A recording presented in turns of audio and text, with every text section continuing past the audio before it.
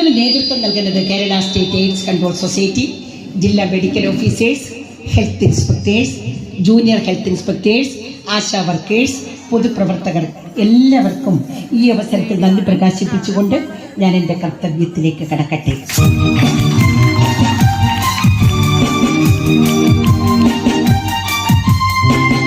ഒരു ജീവിതഗാഥയുമായി ഒരു നവസംസ്കൃതി പുനരാനായി, ഒരു ജീവിതഗാഥയുമായി ഒരു നവസംസ്കൃതി പുനരാനായി, പുനരാൻ നമുക്ക് നാം ഒന്നായി മാറ്റത്തിൻ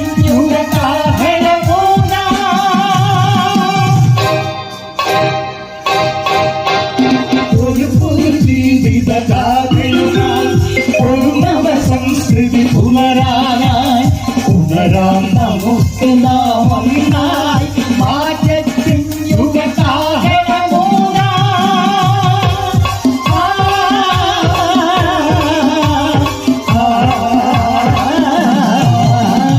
സത്യമനോഹര ശ്യാമളമാകും കേരള ഭൂമി ബോധമുണർത്താൻ,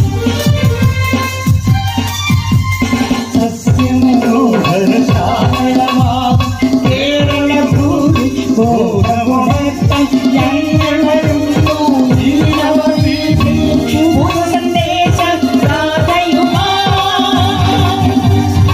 ഒരു സന്ദേശ ഗാഥയുമായി. കേരളത്തിന്റെ സാംസ്കാരിക സമ്പന്നതയുടെ കനത്ത ഇടിവിപ്പിൽ നിന്ന് കരുത്തരായ കലാകാരന്മാർ, പൂർവ്വസൂരികൾ ലോകത്തിന് മുൻപിൽ കാഴ്ചവെച്ച കഥാപ്രസംഗം എന്ന കലാവിഷ്കാരത്തിലൂടെ ഞാൻ ഇവിടെ അവതരിപ്പിക്കുന്നു വീണ്ടും വെളിച്ചം.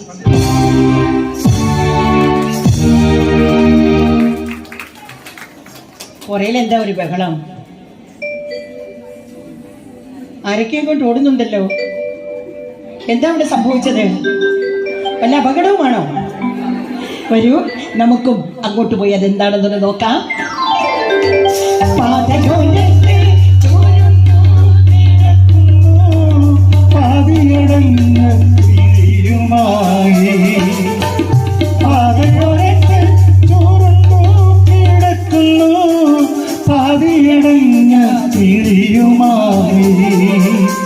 സുന്ദരനാകും ഒരു യുവകോമളൻ ബോധമില്ലാതെ കിടക്കുന്നിതാ, സുന്ദരനാകും ഒരു യുവകോമളൻ ബോധമില്ലാതെ കിടക്കുന്നിതാ.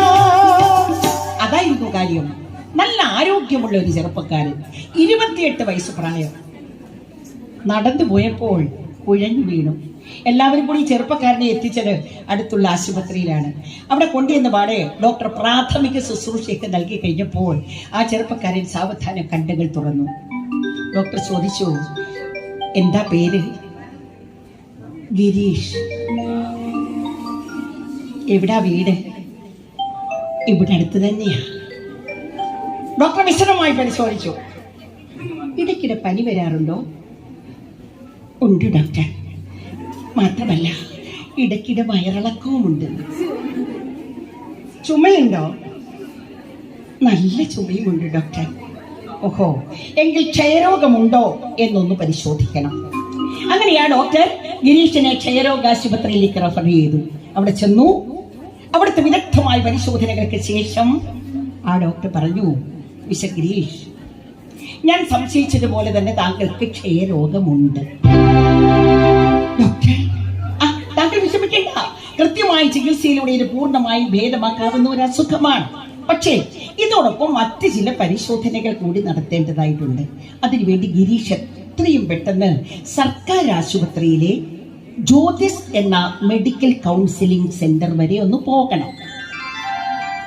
അയ്യോ, ഞാൻ എന്തിനാണ് സാറേ ജ്യോതിസിൽ പോകുന്നത്? അത് അവിടുത്തെ കൗൺസിലിന്റെ ഉപദേശങ്ങൾ തേടുന്നത് എന്തുകൊണ്ട് നല്ലതാണ്. വിദഗ്ധരായ കൗൺസിലന്മാരുടെ ഉപദേശങ്ങൾ, നിർദ്ദേശങ്ങൾ നമുക്ക് അവിടെ നിന്ന് ലഭിക്കും. മാത്രമല്ല ഇത് തീർത്തും സൗജന്യമാണ്, രഹസ്യവുമാണ്. പരിശോധിച്ച ആളിന്റെ പേരോ മേൽവിലാസമോ ഒന്നും തന്നെ ആ വ്യക്തിയുടെ അനുവാദത്തോടെ അല്ലാതെ അവർ പുറത്തു പറയുന്നതുമല്ല. ഡോക്ടറെ, ഇതൊക്കെ കേൾക്കുമ്പോൾ തന്നെ എനിക്ക് ഭയം തോന്നുന്നു. എനിക്ക് മറ്റെന്തെങ്കിലും അസുഖം? ഭയപ്പെടാനൊന്നുമില്ല. ധൈര്യമായിട്ട് പോയിട്ട് വരൂ.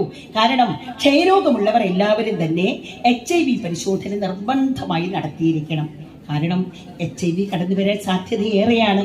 അതുകൊണ്ട് പറഞ്ഞതാണ്. അങ്ങനെ ഡോക്ടറുടെ നിർദ്ദേശപ്രകാരം ഗിരീഷ് സർക്കാർ ആശുപത്രിയിലെ ജ്യോതിസ് എന്ന മെഡിക്കൽ കൗൺസിലിംഗ് സെന്ററിലെത്തി കൗൺസിലിംഗിന് വിധേയനായി രക്തപരിശോധന നടത്തി. ആദ്യ പരിശോധനയിൽ തന്നെ കൗൺസിലർക്ക് കാര്യം മനസ്സിലായി. എന്നാൽ വളരെ വിദഗ്ധമായി കൗൺസിലർ ഗിരീഷിന് കാര്യങ്ങൾ പറഞ്ഞ് ബോധ്യപ്പെടുത്തി. മിസ്റ്റർ ഗിരീഷ്, നിങ്ങളുടെ വീട്ടിൽ ആരൊക്കെയുണ്ട്? അച്ഛനും അമ്മയും ഭാര്യയും സഹോദരിയും. സഹോദരിയുടെ വിവാഹം കഴിഞ്ഞതാണോ? അല്ല സാർ, അവൾ പഠിക്കുകയാണ്. ഭാര്യയോ? വീട്ടിലുണ്ട് സാർ, PSC എഴുതിയിട്ട് നിൽക്കുന്നു. മിസ്റ്റർ ഗിരീഷ്, ഞാൻ പറയുന്നത് വളരെ ശ്രദ്ധയോടെ കേൾക്കണം. രക്തപരിശോധനയിൽ നിങ്ങൾക്ക് HIV അണുബാധയുണ്ടെന്ന് തെളിഞ്ഞിട്ടുണ്ട്. ഇല്ല സാർ, ഇല്ല. അയ്യോ, അങ്ങനെ വരാൻ സാധ്യതയില്ല സാർ. സാറിന് തെറ്റുപറ്റിയതാവാ. എന്റെ രക്തം ഒന്നുകൂടി ഒന്ന് പരിശോധിച്ച് നോക്കൂ സാർ. അങ്ങനെ വരാൻ സാധ്യതയില്ല സാർ. മിസ്റ്റർ ഗിരീഷ്, താങ്കൾ വിഷമിക്കരുത്, ഒട്ടും നിരാശപ്പെടരുത്. ഏതോ ഒരു നിമിഷത്തിൽ താങ്കൾക്ക് പറ്റിപ്പോയ ഒരു അബദ്ധമാണിത്. ഇല്ല സാർ, എനിക്ക് അബദ്ധം പറ്റിയിട്ടില്ല സാർ. സാർ പ്ലീസ്, എന്റെ രക്തം ഒരു പ്രാവശ്യം കൂടി ഒന്ന് പരിശോധിച്ച് നോക്കണം സാർ. സാർ, സാറിന് തെറ്റ് പറ്റിയതാകാം. ഒരു തവണ മാത്രമേ എന്റെ രക്തം ഒന്ന് പരിശോധിച്ച് നോക്കൂ sir please. Mister Girish, HIV പകരുന്നത് 4 മാർഗങ്ങളിലൂടെയാണ്. ഒന്ന്, സുരക്ഷിതമല്ലാത്ത ലൈംഗിക ബന്ധത്തിലൂടെ. രണ്ടാമത്തത്, അണുവിമുക്തമാക്കാത്ത സൂചി, സിറിഞ്ച് എന്നിവ ഉപയോഗിക്കുന്നതിലൂടെ. മൂന്നാമത്തത്, അണുബാധയുള്ള രക്തം സ്വീകരിക്കുന്നതിലൂടെ. നാലാമത്തതാകട്ടെ, HIV അണുബാധയുള്ള ഗർഭിണിയിൽ നിന്ന് ഗർഭസ്ഥ ശിശുവിലേക്ക്. ഈ 4 മാർഗങ്ങളിലൂടെ മാത്രമാണ് HIV പകരുന്നത്. പ്രിയമുള്ളവരെ, നിങ്ങൾക്കിത് കേട്ടപ്പോൾ ഒരു സംശയം തോന്നാം. കുറെ പേര് നിൽപ്പുണ്ട് കേട്ടോ. അവര് കഥാപ്രസംഗമൊക്കെ ശ്രദ്ധിക്കുന്നുമുണ്ട്, ശ്രദ്ധിക്കുന്നില്ല എന്നും പറയാം. പക്ഷെ അവർക്കിപ്പോ ഇത് പറഞ്ഞപ്പോൾ ഒരു സംശയം തോന്നിയിട്ടുണ്ട്. അവരടുത്തിരിക്കുന്ന ആളിനോട് ചോദിക്കുന്നത് കണ്ട ഒരാള് എന്താ ചോദിച്ചെന്ന് അറിയാവോ? എന്തുവാളിയാ ഈ സുരക്ഷിതമല്ലാത്ത ലൈംഗിക ബന്ധം? ഇതാ ചോദിച്ചത്. ഞാൻ പറഞ്ഞു തരാം. ഭാര്യ ഭർത്താവിനോടൊപ്പം, ഭർത്താവ് ഭാര്യയോടൊപ്പം, ഭാര്യ ഭർത്താവിനോടൊപ്പവും ഭർത്താവ് ഭാര്യയോടൊപ്പവും മാത്രം. സുരക്ഷിതമാക്കൂ ബന്ധം, വിവാഹശേഷം ഇണയതു മാത്രം.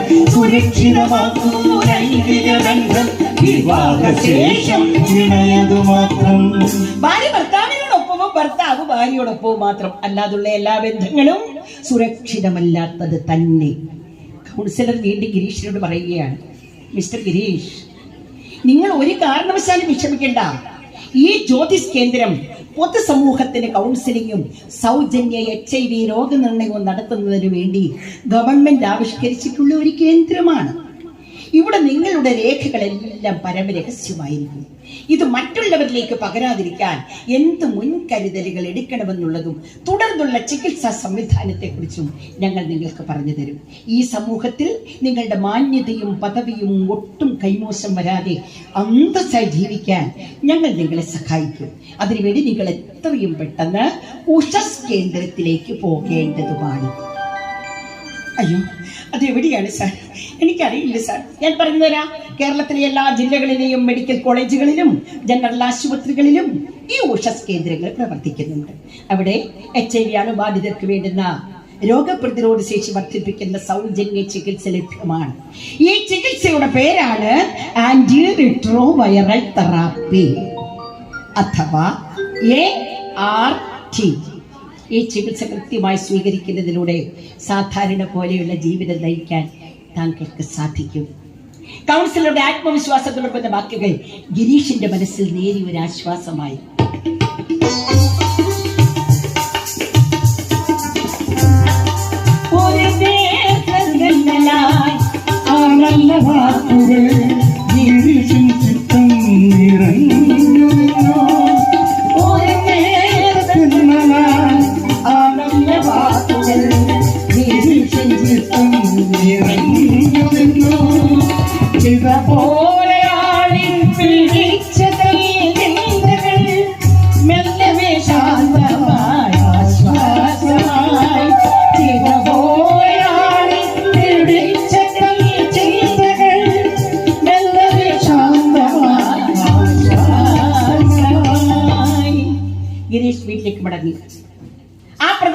സാമാന്യം ഭേദപ്പെട്ട ഒരു കുടുംബമാണ് ഗിരീഷിൻ്റെത്.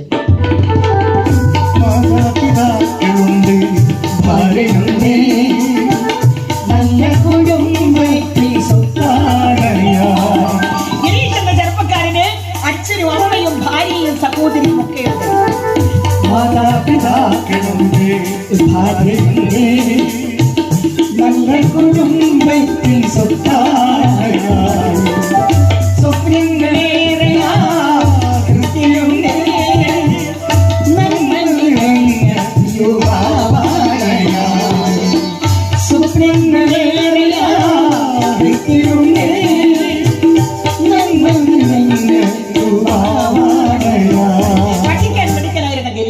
MA ഇംഗ്ലീഷ് ലിറ്ററേച്ചർ പാസ്സായി PSC ടെസ്റ്റ് എഴുതി റവന്യൂ ഡിപ്പാർട്ട്മെന്റ് ജോലി കിട്ടിയിട്ട് 2 വർഷമേ ആയിട്ടുള്ളൂ. ഗിരീഷ് വിവാഹിതരായിട്ട് 1 വർഷമേ ആയിട്ടുള്ളൂ. വീട്ടിലെത്തി ഗിരീഷ് കിടക്കയിലേക്ക് വീണു. ഭൂതകാല സ്മരണകൾ തന്റെ മനസ്സിലൂടെ കടന്നുപോയി. ശപിക്കപ്പെട്ട നിമിഷങ്ങൾ. എന്തിനാണ് എന്റെ ജീവിതത്തിലേക്ക് കടന്നു വന്നത്? താൻ കോളേജിൽ പഠിക്കുന്ന കാലത്ത് ഏതോ ഒരു കൂട്ടുകാരൻ എന്നെ ചതിച്ചു. മയക്കുമരുന്ന് കുത്തിവെക്കുന്നത് അപകടകരമാണെന്ന് തനിക്കറിയാം. പക്ഷേ അത് ഒരേ സൂചിയും സിറിഞ്ചും ഉപയോഗിച്ച് കുത്തിവെച്ചത് ഇത്ര മാരകമാണെന്ന് ഞാൻ അറിഞ്ഞിരുന്നില്ല. എന്റെ പ്രിയപ്പെട്ട ഭാര്യ അനാമിക, അവളെ ഞാൻ എന്ത് പറഞ്ഞ് ആശ്വസിപ്പിക്കും?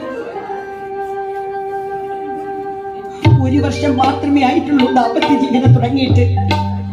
എന്റെ പ്രിയപ്പെട്ട സഹോദരിക്ക് നല്ലൊരു വിവാഹം തന്നെ കിട്ടുമോ? എന്റെ ജീവനായ അച്ഛനും അമ്മയും ഇതെങ്ങനെ സഹിക്കും?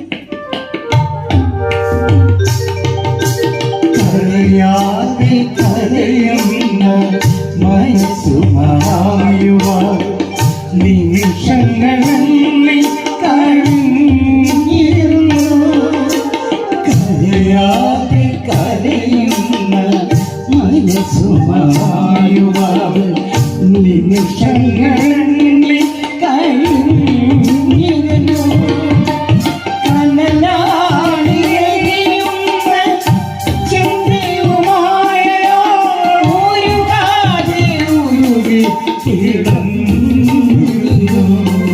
ഗിരീഷ് കിടക്കയിൽ തിരിഞ്ഞും മറിഞ്ഞും കിടന്ന് ഉരുളുകയാണ്. എത്ര ആലോചിച്ചിട്ട് ഒരു എത്തുമ്പടിയും കിട്ടുന്നില്ല. ഇല്ല, ഇങ്ങനെ ജീവിച്ചിരുന്നിട്ട് എന്ത് പ്രയോജനം? വേണ്ട, എന്റെ ജീവിതം ഇവിടെ അവസാനിപ്പിക്കുക തന്നെ. ആ പ്രതീക്ഷയിലെ കിടക്കയിൽ നിന്ന് ചാടി എഴുന്നേറ്റു മുൻപോട്ട് നടന്നു.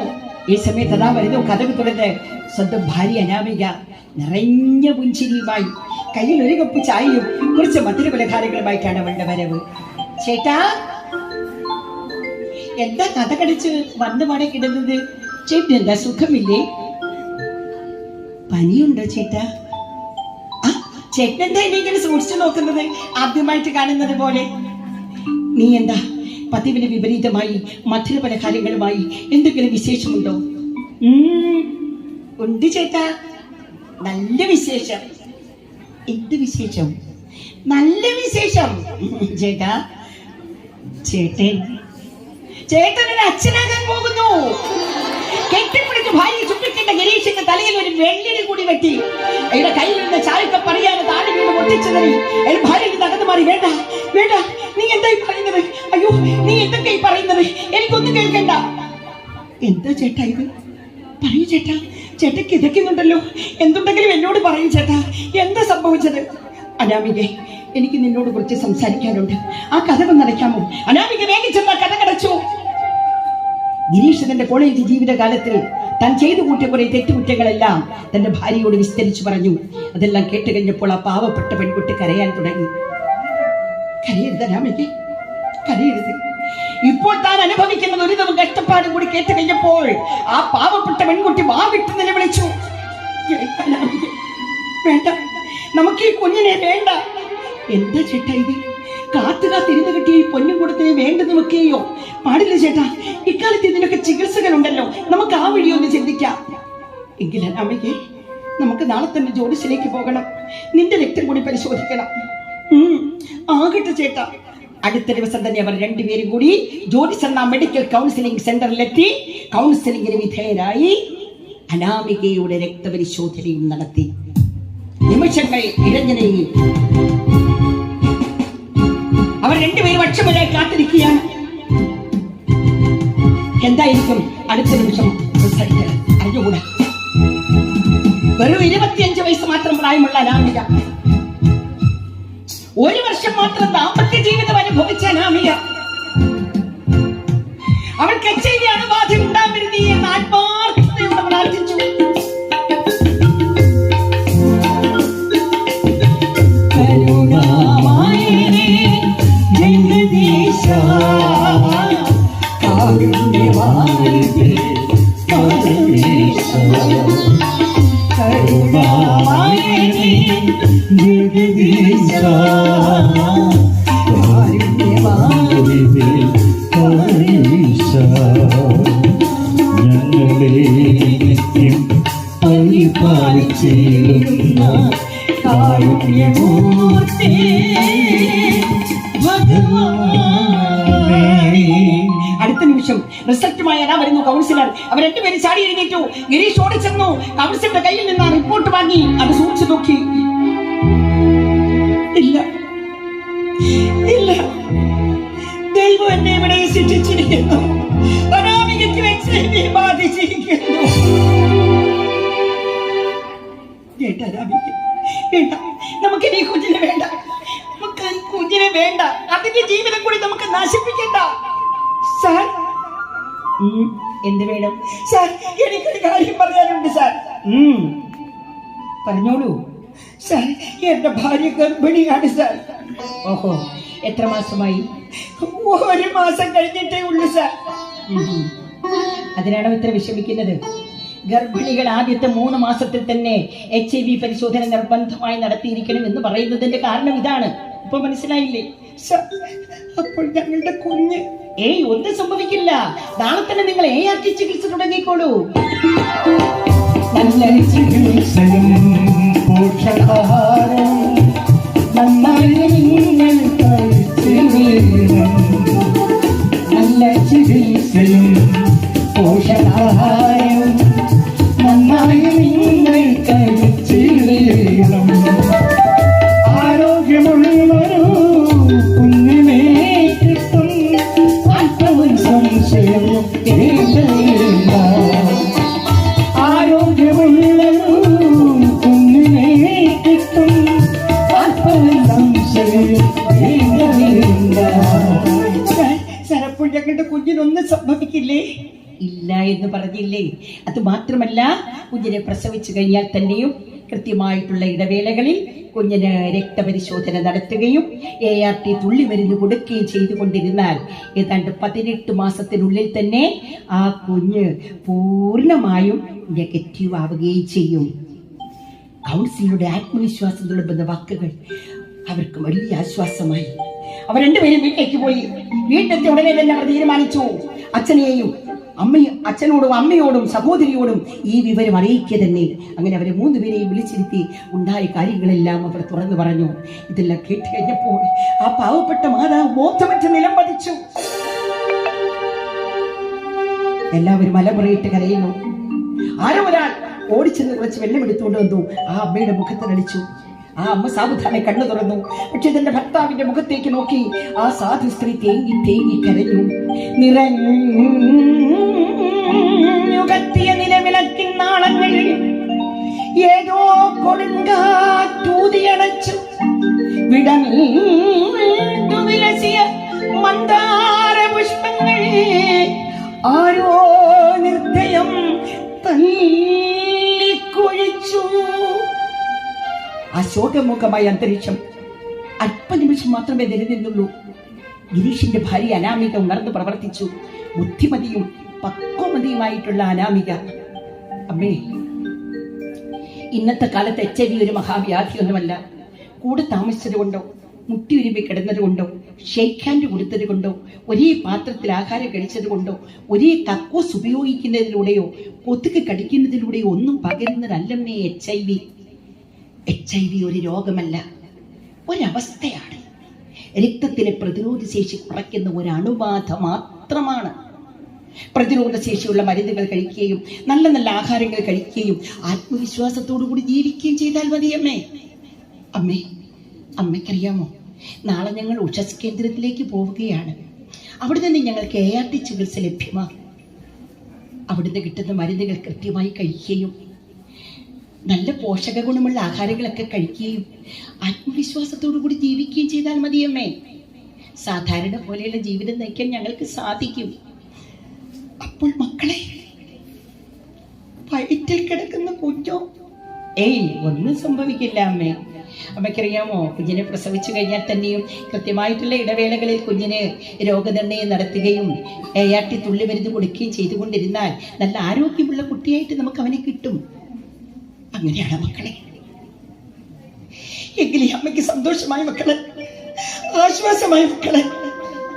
അടുത്ത ദിവസം തന്നെ ഗിരീഷ് വനാമികയും നേരെ ഉഷസ് കേന്ദ്രത്തിലേക്ക് പോയി ART ചികിത്സ സ്വീകരിച്ചു. അവിടുന്ന് കിട്ടുന്ന മരുന്നുകൾ കൃത്യമായി കൃത്യസമയത്ത് തന്നെ കഴിച്ചു. ഈ മരുന്നിന്റെ ഒരു പ്രത്യേകതയാണ് മക്കളെ, ART മരുന്ന് കഴിച്ചു തുടങ്ങിയാൽ ഇന്ന് രാവിലെ 6 മണിക്കാണ് കഴിക്കുന്നതെങ്കിൽ നാളെയും 6 മണിക്ക് തന്നെ കഴിക്കണം, മറ്റന്നാളും 6 മണിക്ക് തന്നെ കഴിക്കണം, അതിന്റെ പിറ്റേനും 6 മണിക്ക് തന്നെ കഴിക്കണം, അതിന്റെ പിറ്റേനും 6 മണിക്ക് കഴിക്കണം. അങ്ങനെ ജീവിത അവസാനം വരെ കൃത്യമായി കൃത്യസമയത്ത് തന്നെ ഈ മരുന്ന് കഴിക്കണം. അതാണ് ഇതിന്റെ വളരെ ഇമ്പോർട്ടൻ്റ് ആയിട്ടുള്ള ഒരു കാര്യം. അതാണ് 6 മണിക്ക് മരുന്ന് കഴിച്ചില്ലെങ്കിലോ ശരീരത്തിൽ കയറിയ HIV അണു ഒരിക്കലും നശിച്ചു പോവില്ല. അത് കയറിയതാണ്, അത് കൂടത്തുമില്ല കുറയത്തുമില്ല, അതിനെ നശിപ്പിക്കാനും പറ്റുന്നില്ല. പിന്നെ എന്ത് ചെയ്യാൻ പറ്റും? അതിനെ നിർജീവമാക്കി കിടത്താൻ സാധിക്കും. ജീവനില്ലാത്ത അവസ്ഥയിൽ നമ്മൾ അവനെ തലക്കടി കൊടുത്തിട്ടേക്കായി മരുന്ന് കഴിക്കുന്നത് കൊണ്ടേ തല പൊക്കത്തില്ല, പ്രവർത്തിക്കാനുള്ള ശേഷിയില്ല. അപ്പൊ ഇന്ന് 6 മണിക്ക് കഴിച്ചത് അടുത്ത 6 മണി വരെ ഉള്ളു ഇതിന്റെ ബലം, ഇതിന്റെ വീര്യമേ. ഈ 6 മണി അങ്ങോട്ട് കഴിഞ്ഞാൽ പിന്നെ 6:10 6:20 6:30 ഒക്കെ ആകുമ്പോഴത്തേക്ക് ഇവൻ എന്ത് ചെയ്യും? അത് എന്നില്ലെങ്കിൽ പതിയെ സടകുടഞ്ഞ് എഴുന്നേറ്റ് ശരീരത്തിൽ പ്രവർത്തിക്കാൻ തുടങ്ങും. അങ്ങനെ രോഗപ്രതിരോധ ശേഷി കുറയ്ക്കും. ഉണ്ടോ? അപ്പൊ അതുകൊണ്ട് നമ്മൾ ഓർത്തിരിക്കേണ്ട ഒരു പ്രധാനപ്പെട്ട കാര്യം, അവിടെ നിന്ന് കിട്ടുന്ന മരുന്നുകൾ കൃത്യമായി കൃത്യസമയത്ത് തന്നെ കഴിക്കണം. സമൂഹത്തോട് പറയാൻ വേണ്ടിയാണിത്. അതാണ് ഈ മരുന്നിന്റെ പ്രത്യേകത. ART മരുന്നിന്റെ പ്രത്യേകത അതാണ്. അങ്ങനെ അനാമിക അവിടുന്ന് കിട്ടുന്ന മരുന്ന് കൃത്യമായിട്ട് കഴിച്ചു. അനാമികയും ഗിരീഷും കൃത്യമായിട്ട് കഴിച്ചു. ആത്മവിശ്വാസം കൈവിടാതെ ജീവിച്ചു. നല്ല പോഷക ഗുണമുള്ള ആഹാരങ്ങളൊക്കെ കഴിച്ചു. പരസ്പരം കുറ്റപ്പെടുത്താതെ സ്നേഹത്തോട് സന്തോഷത്തോടും കൂടി ജീവിച്ചു. മാസങ്ങൾക്ക് ശേഷം അനാമിക പ്രസവിച്ചു. നല്ലൊരു പെൺകുട്ടി. ആഹാ, പെൺകുട്ടിയുടെ മനസ്സിലെ ചിരിയൊക്കെ കണ്ടോ? നല്ലൊരു പെൺകുട്ടി. അന്നവർ തീരുമാനിച്ചു, ഇനിയുള്ളവന്റെ ജീവിതം HIV അണുബാധിതരെ സഹായിക്കാൻ വേണ്ടിയുള്ളതാവണം. അങ്ങനെ തൊട്ടടുത്തുള്ള കെയർ ആൻഡ് സപ്പോർട്ട് കേന്ദ്രം സന്ദർശിച്ചു. അവിടെയുള്ള HIV അണുബാധിതരുമായി സംസാരിച്ചു. അവരുടെ പ്രശ്നങ്ങൾ മനസ്സിലാക്കി അവർക്ക് വേണ്ടി പ്രവർത്തിച്ചു. ഇന്ന് ആ ഗ്രാമത്തിലെ കൊച്ചു കുട്ടികൾക്ക് പോലും അറിയാം HIV പകരുന്ന രോഗമല്ല എന്ന്. മാത്രമല്ല, ആ ഗ്രാമത്തിലെ 18 വയസ്സിനും 60 വയസ്സിനും ഇടയിലുള്ള ആരോഗ്യമുള്ള സ്ത്രീയും പുരുഷനും 3 മാസത്തിലൊരിക്കൽ അവരുടെ രക്തം ദാനം ചെയ്യുകയും ചെയ്യാറുണ്ട്. എന്നെ ശ്രമിച്ചുകൊണ്ട് നിൽക്കുന്ന എൻ്റെ കുഞ്ഞുമക്കളോട് എനിക്കൊരു കാര്യം ചോദിക്കാനുണ്ട്. നിങ്ങൾക്ക് 18 വയസ്സ് പൂർത്തിയായിട്ടുണ്ടാവുമല്ലോ, ഇല്ലേ? ഓക്കെ, 18 വയസ്സ് കഴിഞ്ഞിട്ടുണ്ട്. നിങ്ങളിൽ എത്ര പേർ നിങ്ങളുടെ രക്തം ദാനം ചെയ്തിട്ടുണ്ട്? ഒന്ന് കൈ ഉയർത്താമോ? ആഹാ, ഇതാ ഒരു മോള് കൈപൊക്കി. ബാക്കിയുള്ളവരാരും കൈപൊക്കി. അത് അവിടെ ഒരു മോള് കൈപൊക്കി, ഒരു വാച്ചിട്ട കൈപൊങ്ങി. ആ, ബാക്കിയുള്ളവർക്ക് ആർക്കും ചോരയില്ലയോ? ഇല്ലയോ? ചോരയൊക്കെ ഉണ്ട്, ഇതുവരെ നമ്മൾ കൊടുത്തിട്ടില്ല, അല്ലേ? കാര്യം നമുക്ക് അറിവില്ല, പിന്നെ ഈ ചോര കൊടുക്കുന്നത് കൊണ്ടുള്ള ഗുണം നമുക്കറിയത്തില്ല. അതുകൊണ്ട് മാത്രമാണ് നമ്മൾ പോകാത്തത്. അല്ലെങ്കിൽ സമയം കിട്ടിയിട്ടില്ല, എന്തോ കാരണത്താൽ. അല്ലെങ്കിൽ നമ്മൾ കഷ്ടപ്പെട്ടിങ്ങനെ ആപ്പിളും ഒക്കെ കഴിച്ച് ചോരയൊക്കെ ഉണ്ടാക്കി വെച്ചിരിക്കുകയാണ്, ഈത്തപ്പഴമൊക്കെ തിന്ന് ഈ ചോര വല്ലവർക്ക് കൊടുക്കേണ്ട കാര്യമുണ്ടോ എന്നുള്ള വിചാരത്തിൽ ഇരിക്കുന്നവരുകൊണ്ടാവാം. നിങ്ങളല്ല കേട്ടോ, ചില ആളുകൾ അങ്ങനെ ഇരിക്കുന്നുണ്ടാവാം. അതുകൊണ്ടാണ് കൊടുക്കാത്തത്. അല്ല, ചോര കൊടുക്കണം മോളെ, രക്തദാനം. ആഹാ, ഇതൊക്കെ കാണാതെ പഠിച്ചു വെച്ചിരിക്കുക, പക്ഷെ നമ്മൾ കൊടുക്കൂല. അങ്ങനെയാണോ വേണ്ടത്? ഈ രക്തമേ, വലിയൊരു കുപ്പി രക്തമൊന്നും അവർ നമ്മുടെ ശരീരത്തിൽ നിന്ന് ചോർത്തിയെടുക്കൂല. ഒരു 350 ml രക്തമേ എടുക്കൂ. ആ എടുക്കുന്ന രക്തം ഏതാണ്ട് 48 മണിക്കൂറിനുള്ളിൽ തന്നെ നമ്മുടെ ശരീരത്തിലേക്ക് വരും. അന്ന് ഭവിക്കും. അത് പ്രകൃതിയുടെ ഒരു നിയമമാണ്. അപ്പൊ നമ്മൾ രക്തം കൊടുത്തുകൂടെ? എന്നിട്ട് ഈ രക്തം എടുത്തിട്ട് നേരെ അങ്ങ് കൊടുക്കുകയാണോ? ആണോ? അല്ല, വിവിധ തരം ടെസ്റ്റുകളൊക്കെ നടത്തും. എന്തൊക്കെ ടെസ്റ്റാണ് നടത്തുന്നതെന്ന് അറിയാമോ? മലേറിയ ഉണ്ടോന്ന് അറിയാൻ സാധിക്കും, മഞ്ഞപ്പിത്തത്തിന്റെ BC വകഭേദം അറിയാൻ സാധിക്കും, HIV ഉണ്ടെങ്കിൽ അതറിയാൻ സാധിക്കും, ലൈംഗികപരമായിട്ടുള്ള അസുഖമുണ്ടെങ്കിൽ അത് അറിയാൻ സാധിക്കും. അങ്ങനെ വിവിധ തരം ടെസ്റ്റുകളൊക്കെ നടത്തിയതിനു ശേഷം മാത്രമാണ് ഈ രക്തം മറ്റൊരാളിന് കൊടുക്കുക. അപ്പൊ പിന്നെ രക്തം കൊടുക്കുന്നത് കൊണ്ട് ഗുണമല്ലേ? അപ്പൊ രക്തം കൊടുക്കണോ കൊടുക്കണ്ടയോ? Yes or no?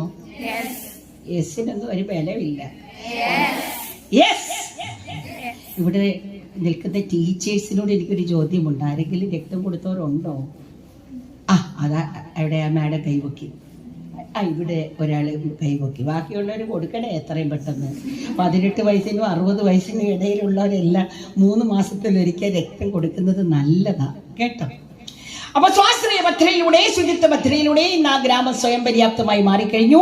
എല്ലാവരും എല്ലാവരെയും സ്നേഹിക്കുകയും എല്ലാവർക്കും വേണ്ടി ജീവിക്കുകയും ചെയ്യുന്ന ഒരു മധുര മനോഹര മനോജ്ഞ ഗ്രാമമായി തീർന്ന ആ ഗ്രാമത്തിന്റെ സന്തോഷങ്ങൾ, ഉത്സാഹങ്ങൾ ഒരു ഉത്സവലഹരിയിൽ മുന്നോട്ട് പോവുകയാണ്. എവിടെ നോക്കിയാലും പുഞ്ചിരിക്കുന്ന മുഖങ്ങൾ മാത്രം. നമ്മുടെ മഹാനായ രാഷ്ട്രപിതാവ് മഹാത്മാഗാന്ധി വിഭാവനം ചെയ്ത ഇന്ത്യയുടെ ആത്മാവ് തുടികൊട്ടുന്ന സ്വാശ്രയ ഗ്രാമം. സുന്ദരമായി വീടും നാടും സമ്പന്നമായി, സുന്ദരമായി വീടും നാടും സമ്പന്നമായി, HIV ബാധിതരായ സമൂഹം ഒറ്റപ്പെട്ടവരല്ല, HIV ബാധിതരായ സമൂഹം ഒറ്റപ്പെട്ടവരല്ല, അവർ നമ്മുടെ സോദരനല്ലോ, അവർ നമ്മുടെ സോദരനല്ലോ. ചികിത്സയിലൂടെ ആരോഗ്യം വീണ്ടെടുത്ത ഗിരീഷ് വനാമികയും ഓടി നടന്ന് എല്ലാവർക്കും വേണ്ടുന്ന നിർദ്ദേശങ്ങൾ കൊടുത്ത് ആരോഗ്യകരമായി മുന്നോട്ട് പോയിക്കൊണ്ടേയിരുന്നു.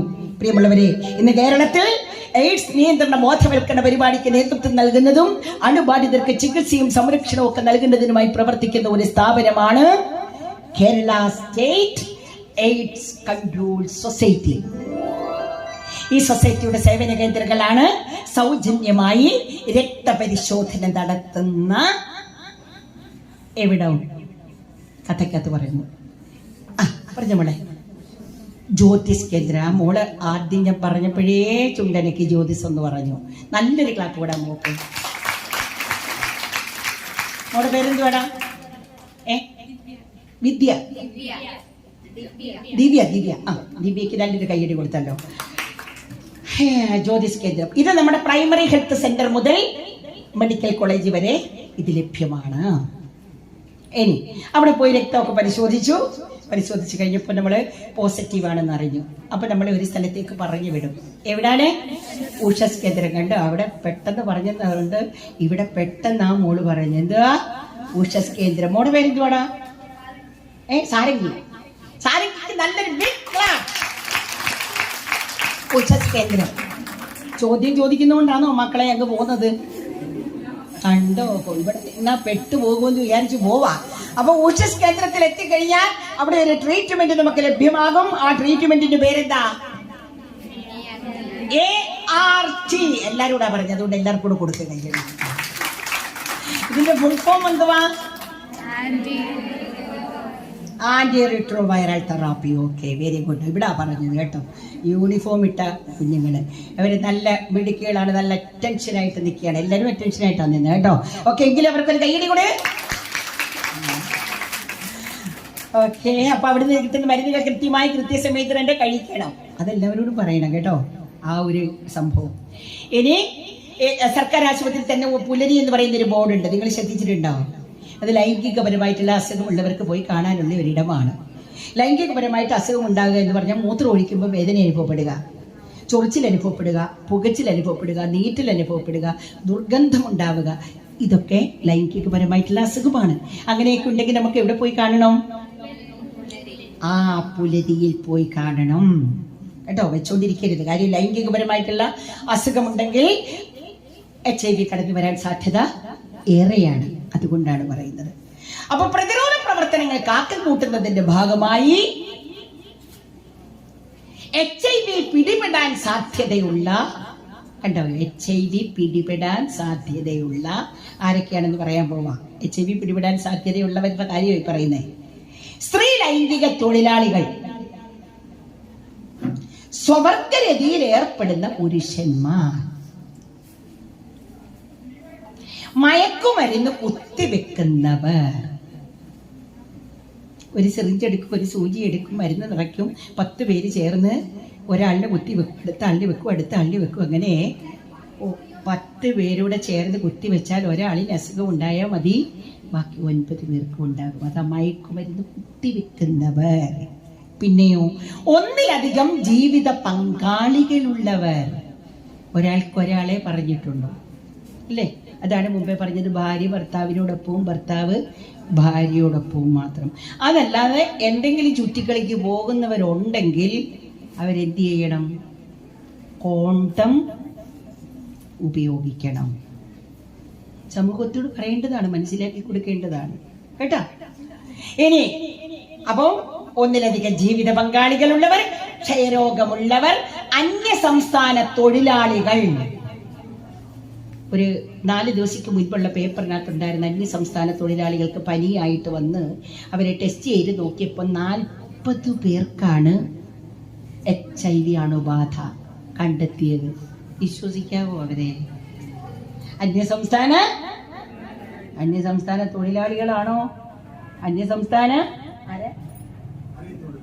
അതിഥി തൊഴിലാളികളാണ്. അവരെ വിശ്വസിക്കാവോ? ഇല്ല. ദീർഘദൂരം ട്രക്ക് ഓടിച്ചു വരുന്ന ഡ്രൈവേഴ്സ്, അവരെ ശ്രദ്ധിക്കണം.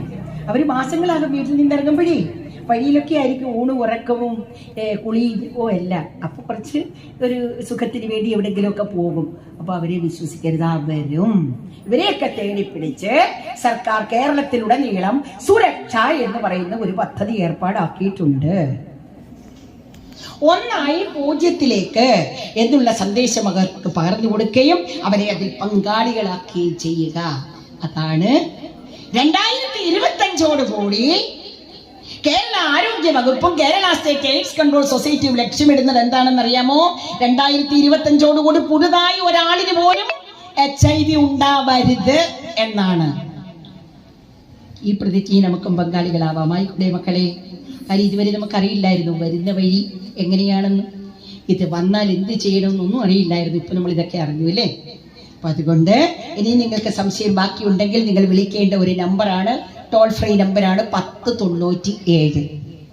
മറന്നു പോകരുത്, 1097. ഈ നമ്പറിൽ നിങ്ങൾക്ക് വിളിക്കാം. എന്ത് സംശയം വേണമെങ്കിലും ചോദിക്കാം. ആ സംശയത്തിനെല്ലാം നിങ്ങൾക്ക് മറുപടി ലഭ്യമാകുന്നതായിരിക്കും. അതാത് ഭാഷയിൽ തന്നെ പറയുന്നതായിരിക്കും. ഏത് സമയത്ത് വേണമെങ്കിലും വിളിക്കാം. സുരക്ഷിതമായ ലൈംഗിക ബന്ധത്തിലൂടെ ലഹരി മരുന്നുകൾ പാടെ ഉപേക്ഷിച്ച് 3 മാസത്തിലൊരിക്കൽ രക്തദാനം നൽകിക്കൊണ്ട് നമുക്കും നല്ലൊരു ജനതയെ വാർത്തെടുക്കാം. നന്ദി, നമസ്തേ.